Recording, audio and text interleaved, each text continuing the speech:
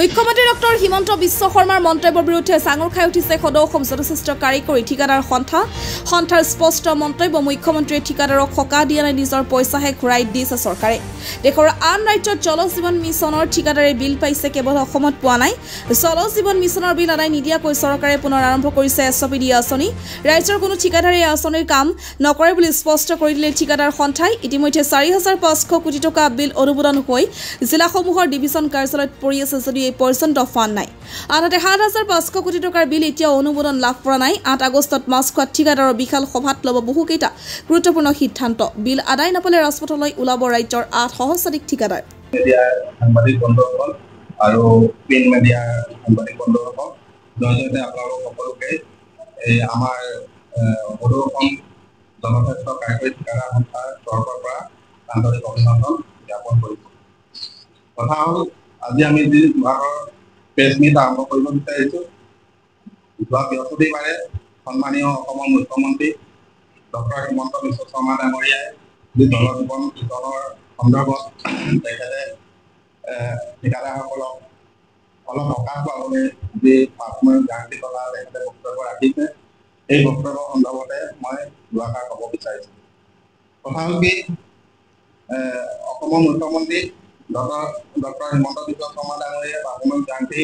আমাক যে মুকলি কৰি দিয়াৰ কথা কৈছে পাৰফৰ্মেঞ্চ গাৰণ্টি হ'ল আমাৰ ঠিকাদাৰসকলৰ নিজৰ পইচা যেতিয়া আমি কিবা এটা টেণ্ডাৰত আমি পাৰ্টিচিপেট কৰোঁ এই পইচাটো টেণ্ডাৰখন অৰ্ডাৰখন দিয়াৰ আগতে আমাক তেওঁলোকে পাৰফৰ্মেঞ্চ গাৰণ্টি হিচাপে আমি দিব লাগে যি পইচাটো 5% সেই পইচাটো কথাহে তেখেতে কৈছে কিন্তু যেতিয়া কামটো শেষ হৈছে ইতিমধ্যে অসমৰ বিভিন্ন প্ৰান্তৰ পৰা যিসকল ঠিকাদাৰে ইতিমধ্যে কাম কৰিছে আৰু কাম শেষ কৰিছে তেখেতসকলে ইতিমধ্যে 50% পাৰফৰ্মেঞ্চ গাৰণ্টি অলৰেডি উঠাই লৈ গৈছে আৰু 50% পইচাহে আমি পাবলৈ আছে বাকী গতিকে আমি তেখেতে যি আমাৰ সকাহ দিয়া কথা কৈছে ইয়াত সকাহ দিয়া কথা কোনো অহা নাই খালি আমি নিজৰ পইচাটোহে আমি পাইছোঁ গতিকে মুখ্যমন্ত্ৰী ডাঙৰীয়াই আমি দিল্লীৰ পৰা আহি পানি আমাৰ ঠিকাদাৰসকলক এটা ভাল এটা শুভ সংবাদ দিব বুলি আমি ভাবিছিলোঁ গতিকে আমি কোনো শুভ সংবাদ পোৱা নাই তেওঁ কৈছিলে দিল্লীত গৈ পানি আমাৰ যি জলশক্তি মিনিষ্টাৰ তেখেতৰ লগত আলোচনা কৰিছে তেখেতৰ পৰা কোনো আমাৰ অসমৰ বাবে জল জীৱন মিছনৰ পইচা দিয়া সম্পৰ্কত একো বাৰ্তা তেখেতে নাপালে গতিকে আমাৰ ক'বলগীয়া এইটোৱে আছে তেওঁ যোৱা সময়ত আমাক কৈছিলে জুন জুলাইত যি আমি পইচা দিয়াৰ ব্যৱস্থাটো কিন্তু জুন জুলাইত আমি যি পইচা আশা কৰি আছিলোঁ তেখেতে ক'ব বুলি তেখেতে আমাক দিব বুলি কিন্তু আমি বৰ্তমান ঠিকাদাৰসকলে পোৱা নাই সেয়েহে আজি আপোনালোকৰ মাধ্যমেদি আমি মুখ্যমন্ত্ৰী ডাঙৰীয়াক এটাই অনুৰোধ জনাব বিচাৰিছোঁ যে আমাৰ ঠিকাদাৰসকল অসমৰ ঠিকাদাৰসকল যিহেতু অতি ভয়ানক অৰ্থনৈতিক সংকটত ভুগি আছে গতিকে এই ভয়ানক যি অৰ্থনৈতিক সংকটত ভুগি আছে তাৰ পৰা আমাৰ মুখ্যমন্ত্ৰী ডাঙৰীয়াই উদ্ধাৰ কৰিব লাগিব যিহেতু তেখেতৰ নিৰ্দেশ ক্ৰমে আমি জল জীৱন মিছনৰ যি কাম কাজ আমি আৰম্ভ কৰিছিলোঁ এতিয়া কথা হ'ল কি আমাৰ যি মিনিষ্টাৰ আছে মিনিষ্টাৰ ডাঙৰীয়া আমাৰ PSC যি মিনিষ্টাৰ ডাঙৰীয়া তেখেতক আমি যোৱা সময়ত পাইছিলোঁ তেখেতে আমাক কৈছে যে গোটেই অৰ্থনৈতিক ব্যৱস্থাটো আমাৰ CM ডাঙৰীয়াই চাই আছে গতিকে তেখেতে কেন্দ্ৰ চৰকাৰৰ পৰা যি পইচা আনিব লাগে সেই পইচা আনি পানি আপোনালোকক দিব আমি এই বাৰ্তাটো যোৱা সময়ত পাইছোঁ যিহেতু আজি আমি এই কথাখিনি আপোনালোকৰ এই কথাখিনি এইটো কাৰণে ক'বলৈ বিচাৰিছোঁ যে আমাৰ যোৱা সময়ছোৱাত বহু কণ্ট্ৰেক্টৰ মানে অৰ্থনৈতিক দেশত বা বেংকৰ পৰা যি লোন লৈছে বা তেওঁলোকে যি মৰ্টগেজ দি ৰাখিছে এই মৰ্টগেজ দি ৰখাৰ বিনিময়ত আজি বেংকৰ পৰা যি জাননী আহিছে সেই জাননী আমি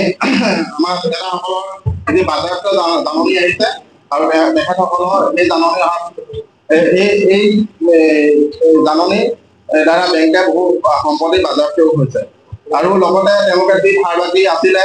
ধাৰ বাকী দিছিলে বা বিভিন্ন চোৰৰ পৰা তেওঁলোকে আনিছিলে তেখেতৰ সকলৰো ঠিকাদাৰসকলৰ আগত পৰিছে গতিকে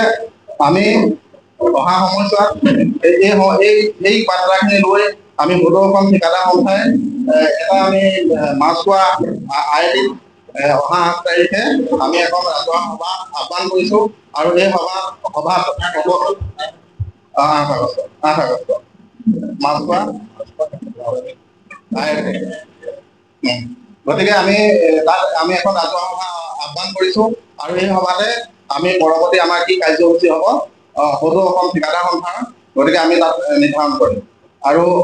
আমি এটা কথা মুখ্যমন্ত্ৰী ডাঙৰীয়াক ক'ব বিচাৰিছো যে তেখেতে এই সময়ছোৱাত যি SOPD নতুন আকৌ স্কিম আৰম্ভ কৰিছে যেহেতু আমাৰ জল জীৱন মিছনে তেখেতে পইচা দিব পৰা নাই গতিকে নতুন যি SOPD আৰম্ভ কৰি যি স্কিম ইতিমধ্যে ঠিকাদাৰসকলৰ NIT ওলাইছে যি টেণ্ডাৰৰ কাৰণে গতিকে এই নতুন SOPD যি ৱৰ্ক এই ৱৰ্ক বন্ধ কৰিব লাগে কথা হ'ল কি আমাৰ ডিপাৰ্টমেণ্টে এইটো কাৰণে কৈছে তেওঁলোকে সেই কোম্পানীটোৱে ভাল এটা বস্তু বনাব তেওঁলোকক এফৰ্ড কৰি দিছে ইয়াত আমি এইটো কাৰণে আপোনাক ক'ব বাৰে বাৰে আজি প্ৰায় 8 মাহে বাৰে বাৰে চেণ্ট্ৰেল গভৰ্ণমেণ্টে এনকুৱাৰী কৰিছে বুলি অসম চৰকাৰে যি কৈ আছে আমাৰ ইয়াত ক'বলগীয়া এইটোৱে আছে আপোনালোকে যিখিনি বস্তু চাৰ্টিফাই কৰি দিছে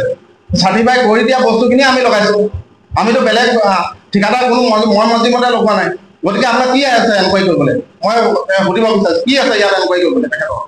গতিকে এটা কথা কি আছে আপুনি আমি পাইপ লগাইছোঁ STB পাইপ লগাইছোঁ তেওঁলোকে এইটো কোম্পানী লগাব লাগিব আমি সেইটো কোম্পানী আনিছোঁ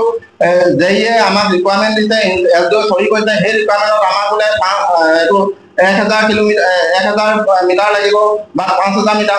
লাগিব আমি সেইটো তেওঁলোকৰ পৰা এপ্ৰুভেল লৈ দিলোঁ তাৰ দ্বিতীয়তে যি ষ্ট্ৰাকচাৰ আমাৰ যি পানী টেংকি আছে পানী টেংকিও আমি কোনটো কোম্পানী ল'ব লাগিব তেওঁলোকে ভেৰিফাই কৰি দিছে সেই কোম্পানীৰ পৰা তেওঁলোকে এপ্ৰুভ কৰা কোম্পানীৰ পৰা আমি লৈছোঁ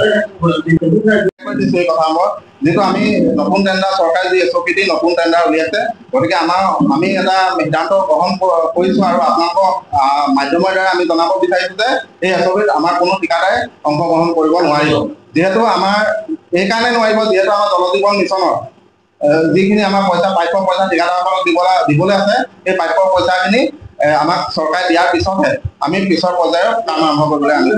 ক'ব বিচাৰিছোঁ এই সিদ্ধান্তটো আমি যিটো মাছখোৱা IIT দি আমাৰ মাছখোৱা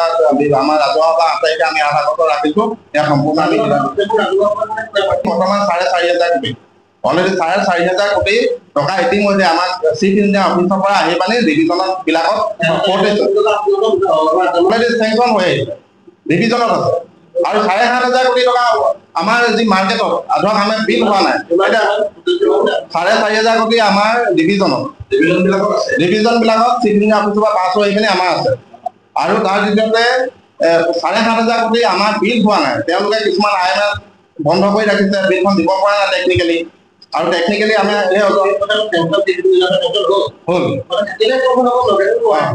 জমা হৈছে বিভিন্ন জেগাত জমা হৈছে আৰু কিন্তু এখিনি বিল আমাৰ কি হ'ল ইতিমধ্যে আহি পানি আমাৰ ডিভিজনত জমা হয় ডিভিজনত জমা 4,500 আমি এখিনি চেংচন হৈ আহিছে তেওঁলোকে ষ্টেনচিল ৰাখিছিলে 3 অক্টোবৰত 24 জিলা ডিভিজন আহিব